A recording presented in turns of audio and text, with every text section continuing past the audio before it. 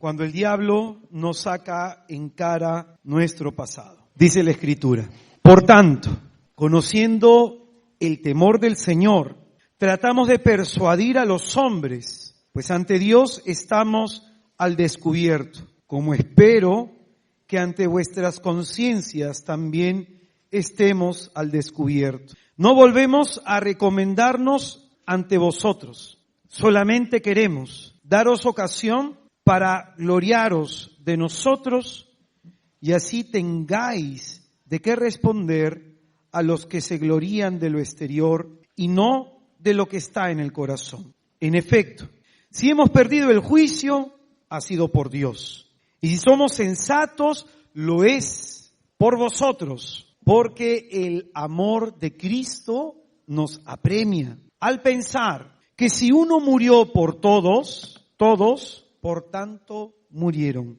Y murió por todos para que ya no vivan para sí los que viven, sino que vivan para aquel que murió y resucitó por ellos. Así que, en adelante, ya no conocemos a nadie según la carne. Y si conocimos a Cristo según la carne, ya no le conocemos así. Por lo tanto, el que está en Cristo es una nueva creación. Pasó lo viejo, todo es nuevo. Y todo proviene de Dios, que nos reconcilió consigo por Cristo y nos confió el misterio de la reconciliación, porque en Cristo estaba Dios reconciliando al mundo consigo, no tomando en cuenta las transgresiones de los hombres, sino poniendo en nosotros la palabra de la reconciliación. Somos pues embajadores de Cristo, como si Dios mismo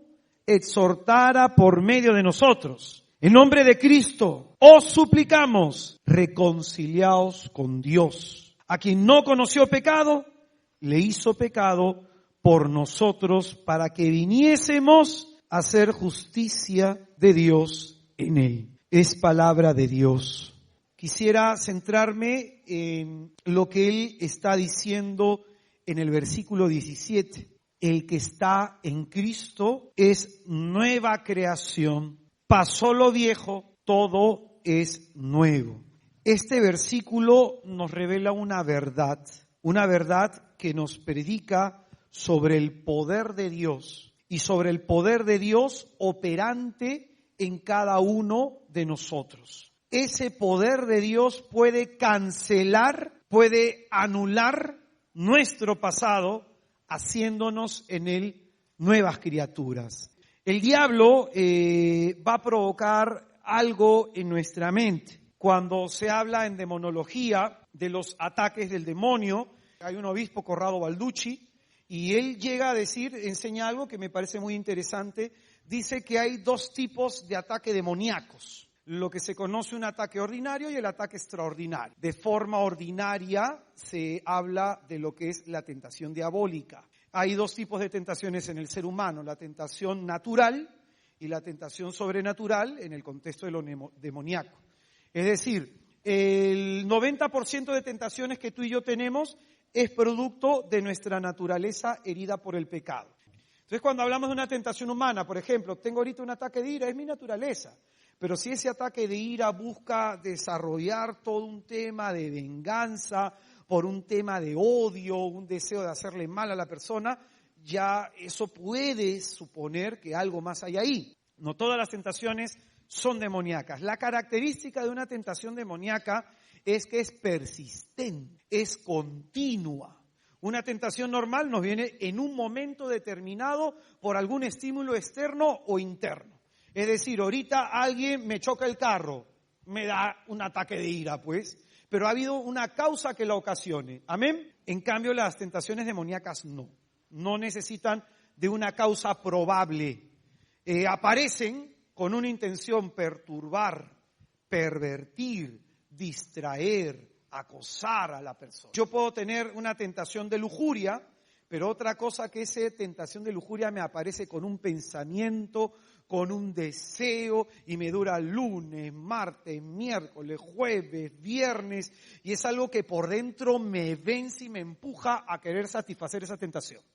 Eso puede ser una tentación demoníaca. Estas tentaciones demoníacas se presentan muchas veces en personas que han tenido el corazón no entregado a Cristo, sino abierto al espíritu del mal. Así como el gesto de la presignación, de presignarme, me consagra a la Trinidad, o el gesto de inclinar mi rodilla y orar a Dios me consagra a la Trinidad, hay gestos movidos por el pecado que nos puede consagrar al espíritu del mal. Que hay personas que cuando oran aparecen en su mente imágenes obscenas, aparecen en su mente insultos, aparecen en su mente pensamientos perturbadores de algún tipo. Un día orando en una asamblea, en un cursito que se hacía los lunes, una amiga mía de pequeños del barrio, que era consumidora de pasta, fue, y mientras estaba predicando, todo normal.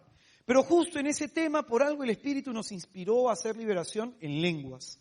Y comenzamos a orar en lenguas, para orar por liberación. Y en ese momento la persona dice que no soportó estar en el lugar y se fue. ¿Y por qué se fue? Porque le venía a la mente pensamientos negativos hacia mí, de aventarme la madre, de decirme que era un tal por cual, y esto y que el otro, y ella eso le perturbaba. Porque ella decía, ¿por qué me viene esto? Y se terminó yendo del lugar angustiada y preocupada. Cuando me pregunta a mí, le expliqué, ¿no?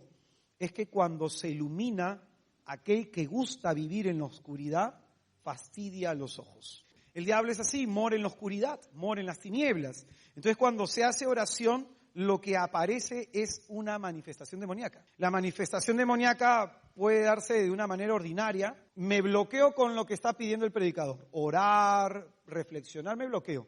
No quiero hacerlo. Esa es una manifestación por si acaso.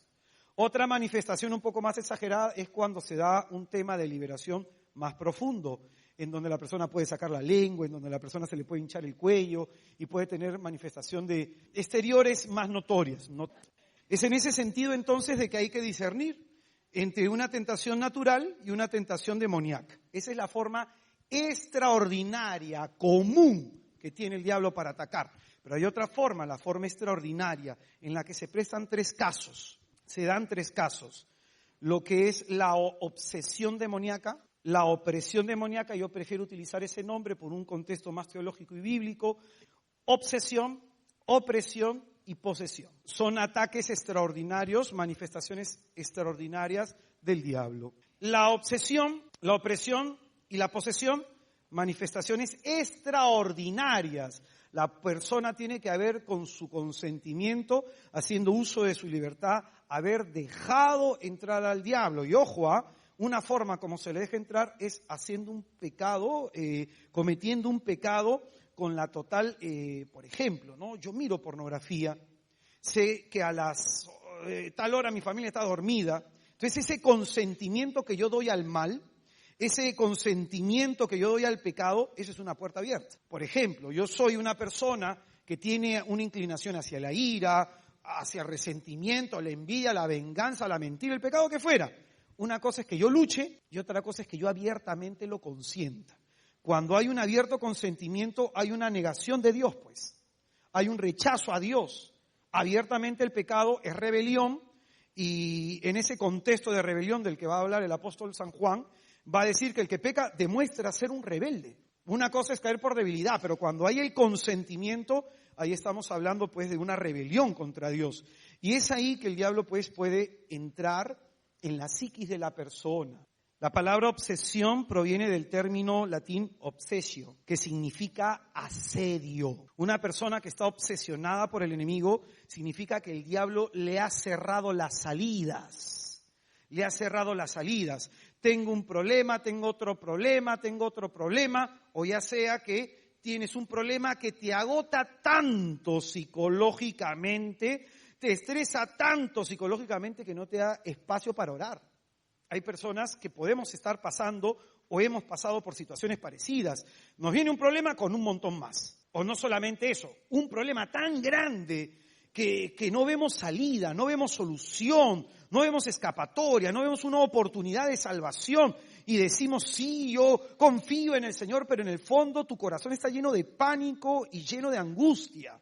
Pues bien, ¿Qué es lo que hace el diablo? Obsesiona, mete el dedo en la herida. Está metiendo el dedo en la herida. Y hay muchas personas, y esto es un tema bastante común, cuando uno ejerce discernimiento de espíritus, pero por ejemplo cuando yo tengo que observar el caso de una persona, lo hablo con mi asesor, lo hablo con un sacerdote de asesor. Siempre la persona tienes que verlo como algo delicado. Tocar su vida moral, tocar su vida interior, ayudarle en ese sentido, tienes que verlo como algo delicado. Lo que hace el diablo es asediarnos y va a generar lo siguiente, va a perturbar tu estado anímico, de esta forma, implantando en tu mente una idea fija, Por eso la charla que les recomendé, No se turbe su corazón, habla de cómo contrarrestar eso. Lo que el diablo hace es implantar un pensamiento negativo, obsesivo, que perturba y produce una idea fija. No se te va lunes, martes, miércoles. Se te fue un ratito, otra vez regresa. Esa es una idea fija, tenaz, persistente, que asalta, perturba, golpea la mente. Es un miedo que proviene de miedos, de tragedias y cosas así. Un día, por ejemplo, estoy conversando, me voy a predicar a un grupo de jóvenes, y yéndome a predicar a ese grupo de jóvenes, estoy pasando por el lado de una chica, y en eso sentí en mi espíritu que Dios quería ayudarla. Entonces, terminó la sesión, terminó todo, yo me le acerqué a la chica y le dije, ¿por qué tan triste? Era una chica que tenía la sonrisa de oreja a oreja, tipo Boca Critters, algo así, una boca gigante tenía ella, tipo Mick Jagger, algo así, o el vocalista de Aerosmith, algo así. Y esta chica, con una sonrisa oreja a oreja, se sorprendió porque de la nada le digo, hermana, ¿por qué estás tan triste? Ella me dijo, no, por nada. Y comencé a hablarle, ¿sabes qué? Dentro de ti huele a una tristeza antigua, una tristeza añeja, que se puede ver a tu etapa de niñez. Y en eso la chica, revienta en llanto. Nos vamos un costadito, me comienza ella a conversar sus temas, me dice que ha sido violada, me comienza a contar las desgracias de su vida, de cómo fue maltratada por el padre, por la madre, la violación del tío, del primo, de una prima, cómo generó en ella confusión sexual, comenzó a tocar ella también a sus primas y comenzó a estar con una chica a la edad de los 16 años, estoy hablando que la chica tenía 23, pero cuando ella me hablaba de sus problemas, noté algo, o el Espíritu hizo que prestara la atención a algo. La chica ni se le inmutaba el rostro, o sea, simplemente me contaba. Entonces, nuestras emociones se reflejan en la cara. Tú estás hablando de un trauma, si lo has superado, gloria a Dios, pero no sentía que estaba superado porque ya el Señor me hablaba de una tristeza antigua. Lo que estaba haciendo era discernir lo que ella me decía. Sin embargo, en ese momento que la veo así, el Señor agarra y el Espíritu pone en mi corazón, espíritu de victimización. La razón por la que mucha gente no se sana. Me hago la víctima. He sido el que más ha sufrido en el mundo. Pobrecito yo. Si entendieras mi vida, llorarías conmigo. Es espíritu de victimización. Espíritu de victimización, y no te sientas mal, pero el diablo ataca mucho a eso a las mujeres. Pues bien, esta hermana, entonces, cuando me comenta eso, yo en mi interior comienzo a discernir eso, y le dije, pero tranquila hermana, a mí de pequeño me pasó esto. Y se fastidió. Le dije, ahí hay un demonio. Le dije, mira, a mí de pequeño me pasó esto con mi papá, me pasó esto con mi mamá, tuve esto en mi adolescencia, tuve esto en tal situación. Yo también fui a tratamiento con psicólogo, con psiquiatra, y más se fastidiaba. Ella sentía como que yo estaba minimizando su dolor. Eso es lo que le ponía ese pensamiento. Y yo le decía a ella, pero Cristo nos salva, Cristo nos puede sanar. Tenía un mensaje positivo con ella, pero ella empecinada en quedarse en el dolor, en ese tema. Entonces yo agarré y le dije, hermana, dice la Escritura que la verdad nos hace libre, te voy a hacer una pregunta para que veas la verdad. Me quedó mirando. Yo le dije, ¿a cuánta gente le has contado tu tragedia? ¿Y a cuánta gente se la cuentas simplemente por el hecho de revivir tu dolor? Eso es algo obsesivo. Eso es algo enfermo. Que hables y hables y hables de tu dolor para que la gente sienta lástima de ti, para que la gente sienta pena de ti, para que la gente vea tu miseria, se compadezca de ti, eso te está enfermando. Ok, la chica que me quitó el habla por 3 meses. Después de los 3 meses, me llamó por teléfono y me dijo, hermano, ayúdeme. Pero fíjate, 3 meses le tomó para ver la verdad. Y efectivamente, terminó confesando eso, hermano. No sé por qué siempre se lo cuento a la gente. Veo a alguien y le cuento. Veo a otra persona y le cuento. Por eso es que no tengo amigos. porque siempre mi conversación es hablar de mi miseria, hablar de mi desgracia. Y eso le dije, eso es una obsesión demoníaca, que muchos podemos tener. Hablar solo en nuestra miseria, ver solo nuestra desgracia. Hermano, ¿en tu vida ha habido solo momentos malos? Entonces, ¿por qué solo vemos lo malo? Eso es una obsesión. Por eso, desde la psicología podrá tener un nombre. Yo estoy acá, como te digo, desde lo que pobremente he aprendido, te puedo hablar desde mi experiencia de fe. Otro día, estaba conversando con un grupo de jóvenes. Y este grupo de jóvenes me comienzan a hablar de un amigo suyo que dicen que estaba enfermo, que tenía problemas de salud. No me dijeron si era lupus, que tenía algo. No me dijeron exactamente qué tenía, pero siempre llegaba el hermano sintiéndose mal, abatido. Y todo su grupo de amigos tenían que llamarlo, mandarle mensajitos alentándolo. En su cumpleaños lo apoyaban yendo siempre con él, acompañándole. Es decir, no trataban, en un grupo de 15 jóvenes, no trataban de dejarlo solo, muy solidarios ellos, muy buenas personas ellos. Tenían esa pena de que ante su tanto sufrimiento se viniera abajo si estuviera solo. Entonces yo le dije a los amigos, muy mal. Dije, hermano, pero eso es falta de caridad. No, muy mal. ¿Qué hizo el Señor cuando el joven rico no pudo seguirlo? A ver, hijo, te voy a esperar hasta que puedas. ¿Se siguió de largo o no? Muy bien. Entonces, hay veces que nosotros estamos para empujar, para exhortar a las personas, para alentarlos a caminar. Y si no quieren caminar, no podemos retrasarnos por ellos. Duro dirás tú, hermano malo, que esto y que lo otro. Hermano, ¿quién murió en la cruz por esa persona? ¿A quién es el más interesado de salvar a esa persona? Hay personas que te absorben tu capacidad pensante. Hay personas que te agotan psicológicamente. Yo a veces a los responsables de comunidad le digo, si tú tienes un hermano en tu comunidad con quien hablas mucho, que te genera mucho problema, que siempre se cae, se levanta y te genera penita, suéltalo, porque quién sabe que a lo mejor hasta el espíritu del mal lo está utilizando para quitarte visión, para quitarte discernimiento, para agotarte psicológicamente. A lo mejor el espíritu del mal lo está utilizando para que te distraigas de los que realmente te debes preocupar. Yo, muy sencillo, ayudo 1, 2, 3, como dice el Evangelio, veo si hay respuesta en la persona, sigo ayudando. Si no veo respuesta, oro por ti. Y oro por ti, porque ya no me corresponde. Si te ha predicado el Evangelio, no lo quieres creer, no lo quieres abrazar, a estas personas le dije, están haciendo mal. ¿Y por qué? Porque ustedes están brindándole un soporte emocional que debe brindarle Cristo. Porque la persona tiene que volverse dependiente de Jesús. ¿Cuál fue el primer pecado? Romper la dependencia de Dios con el hombre. Primer trabajo del enemigo fue ese, que el hombre se independice de Dios, no dependa de Dios. Entonces cuando yo me meto entre la persona y Dios, por querer ayudar, no dejo que Dios ayude a la persona. Entonces, cuando yo hablo con el muchacho y lo cuadrea, a ver, hermanito, ven, siéntate un ratito. Pim, pum, pa, 3, 4 cosas. No tenía enfermedad. Sí, tenía una historia complicada, problemas con el papá, que el papá era borracho, alcohólico, que lo golpeó, vio que lo golpea a su mamá. Sí, pero cosas que en verdad, o sea, el daño que él había recibido no justificaba la actitud que tenía lastimera. No lo justificaba.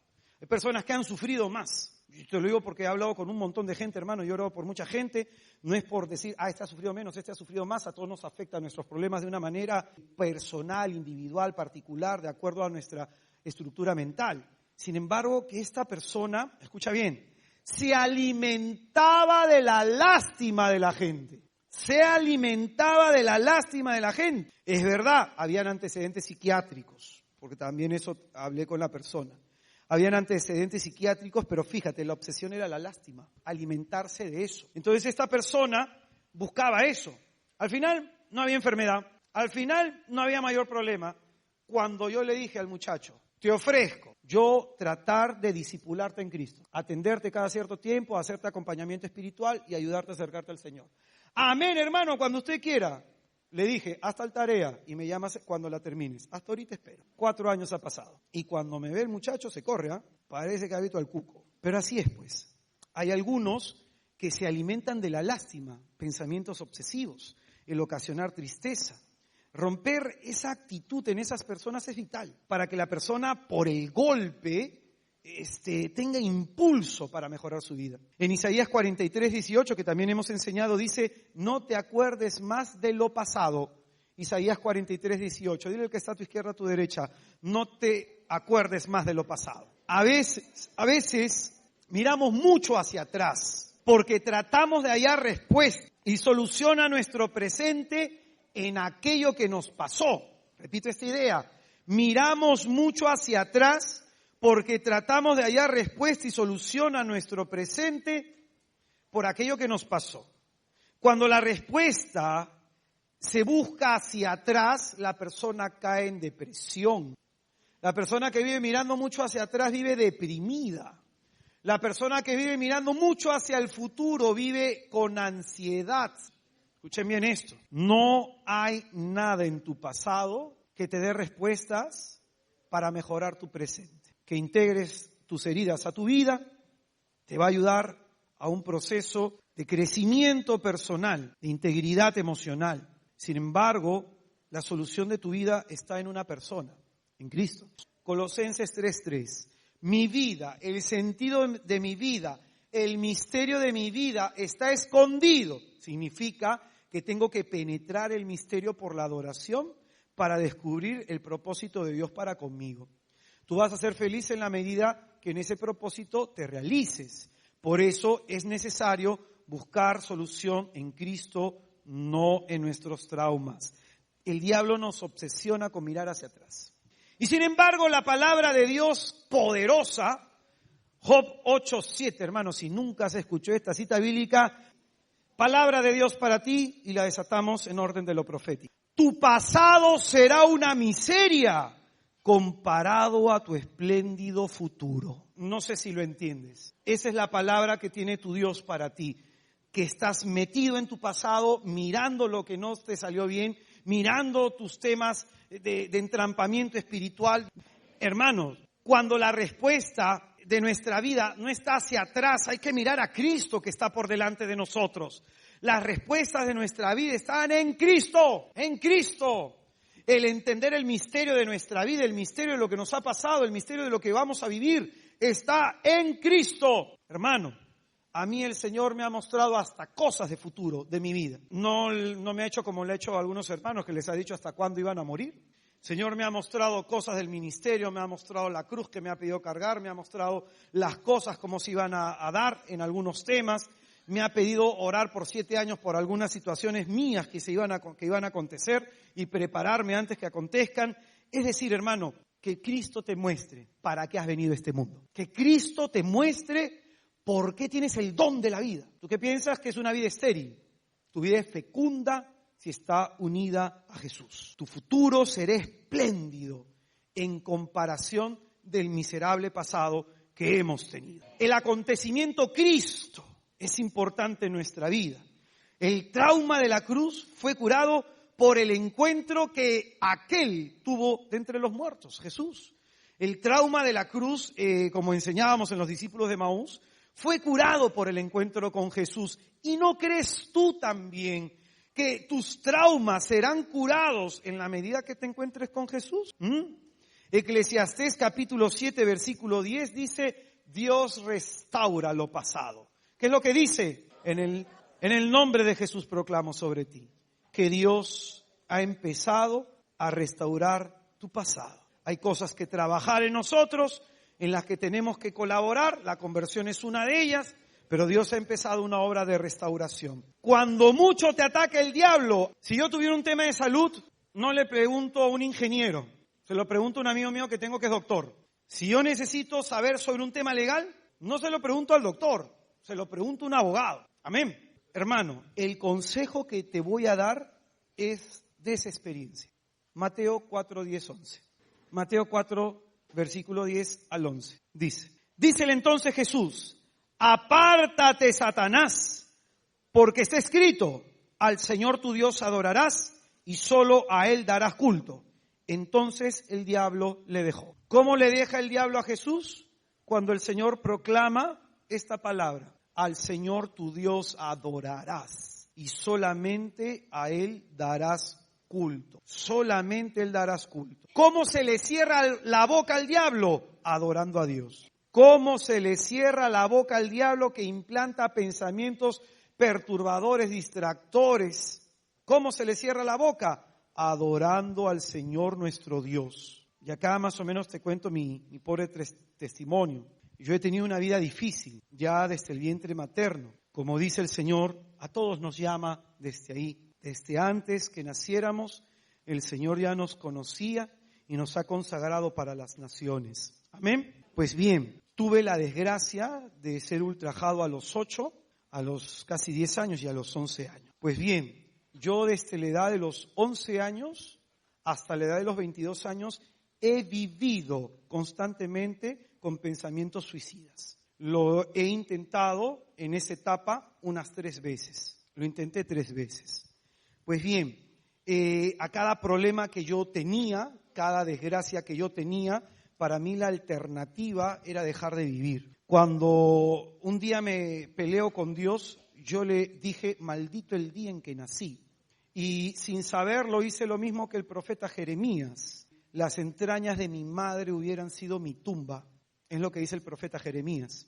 Y pues bien, tuve todo ese contexto doloroso de humillación, de maltrato, y porque mucho me dolía la vida, caí en 2 adicciones, la sexual y el trabajo. Pues bien, comencé a padecer de una arritmia sístole ventricular izquierda, se me colapsó el riñón derecho, tuve perforación del intestino, afectado el colon, gastritis crónica. Cuando mi vida llegó a ese punto en que me reconocía que necesitaba estar con mis amigos porque ellos me proveían el alcohol y en su momento la droga, yo busqué ayuda con un psicólogo.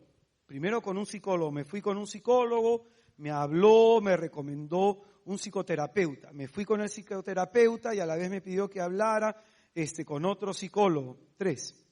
Y al final recomendaron que pudiera ir a visitar al psiquiatra. Es decir, no se trataba solamente de un tema de desorden en los pensamientos, desorden conductual, por las heridas o traumas que había recibido. Yo veía así como que estaba más o menos desahuciado. El psiquiatra me recomendó una serie de medicamentos que en un primer momento no hicieron ningún efecto. Después quiso probar conmigo con un medicamento que se llamaba Tegretol.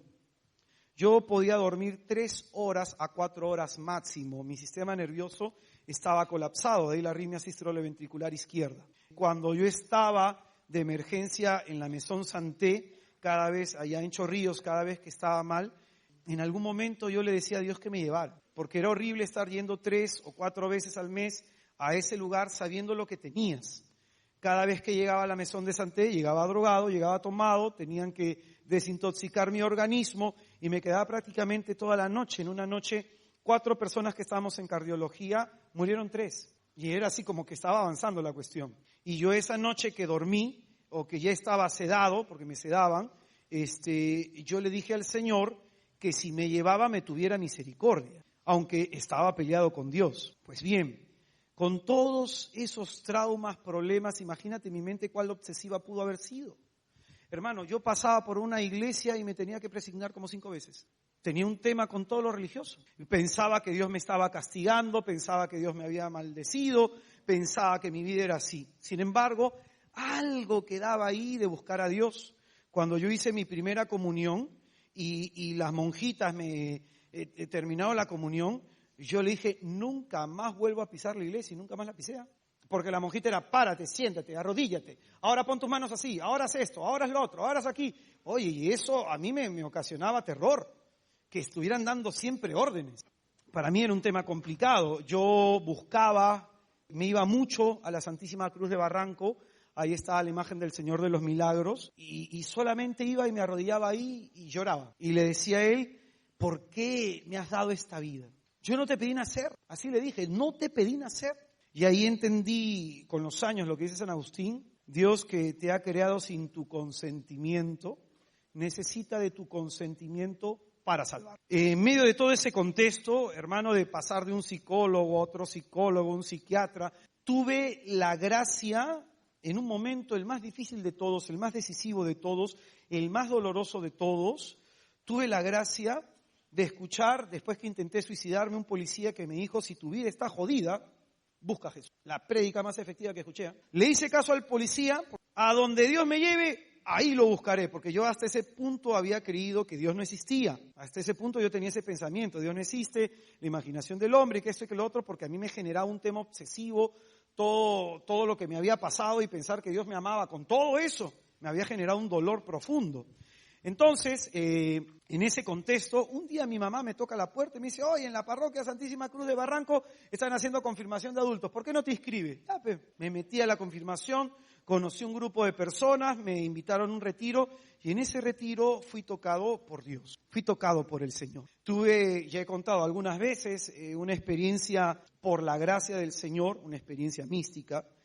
A mí me la dio quizás porque como estaba en un tema tan complicado, necesitaba esa experiencia de su poder, saber que los muertos podían resucitar. Yo salgo de esa experiencia impresionante en que lo veo a Cristo crucificado, desangrado por mis pecados y salí a tomar, salía la siguiente semana a fornicar. ¿Qué pasó en mí? Cuando yo tomé la decisión de cambiar y tomarme a Dios en serio, cambió mi vida.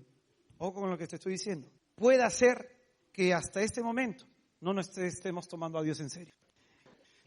¿Qué te digo con esto? Que quizás el día de hoy tenemos que entender que para que nuestra vida sane y sea mejor, tenemos que tomarnos más en serio a Dios. Más en serio a Dios. Hermanos, todos los traumas que tuve cambiaron cuando me lo tomé en serio. Comencé a orar aunque no sabía. Comencé a leer la palabra aunque no la entendía. Me iba a la hora santa con las 8 viejas inmortales de la parroquia. Oye, yo estaba con las viejitas ahí adorando al Señor. Desde las 4 hasta las 7 de la noche, todos los jueves, adorando al Señor. Cantaban desafinado, yo tocaba la guitarra y a veces yo veía a Cristo en la cruz que hacía así. Pero ellas felices, felices. Oye, y esas señoras mayores me enseñaron a adorar al Señor. Me enseñaron a tenerle una reverencia profunda a Jesús. Mira tú, yo tenía 23, 24 años. Todas mis experiencias de sanación han sido así, misericordia y gracia de Dios. Por una razón, Dios trabaja más en aquel que esté más dispuesto para trabajar. ¿Por qué Dios está trabajando en mí? Porque estoy dispuesto a trabajar por mis hermanos. A mí, la persona que me ha ayudado a vivir una relación más firme y seria con Jesús, una mujer que amo muchísimo, María de Nazaret. A mí ella me ha ayudado muchísimo a contemplar a su hijo, a mirar a su hijo, a amar a su hijo, a tomarme a su hijo en serio. Y yo quisiera, por favor, terminar este último tema antes de prepararnos a la difusión, invitándoles, solo los que desean, consagrar su corazón al de María, para que ella lo amolde a la forma de Jesús, para que ella lo acerque al corazón de Jesús. Yo te pido que por favor repitas la siguiente oración. Oh Señora y Dueña mía, Virgen Santísima María, tú que fuiste elegida por Dios como madre y modelo para la Iglesia, y que en la cruz del Calvario, por el Salvador a ti fui entregado, queriendo el Señor Dios nuestro, Todopoderoso, que en ti todas las generaciones mirasen cómo se le debe responder, para que en nosotros no encuentre obstáculo su siempre buena, su siempre bendita, su siempre santísima voluntad. Quiero, oh Señora mía, con todo mi corazón, ofrecerte y consagrar a ti mi vida, mi sentir, mi pensar y mi actuar, para que en cada una de mis acciones, por tu auxilio sea acompañado, para responder en todo como tú al Dios eterno y convertirme así en una ofrenda grata a su mirar. Oh Señora mía, con humildad te ruego que me libres de las trampas del maligno enemigo. Ocúltame, Santísima María, en tu manto de su mirada y guía bendita, Señora mía, mis pasos por sendas de santidad, justicia y verdad. Que mi corazón no sea cobarde ante el sacrificio y la entrega, ante la renuncia y la lucha, ante la cruz. Que al terminar mis días, seas tú, oh María, Madre mía, quien me reciba y presente ante Jesús. Guarda mi vida y guía mis pasos, hoy y siempre. Amén.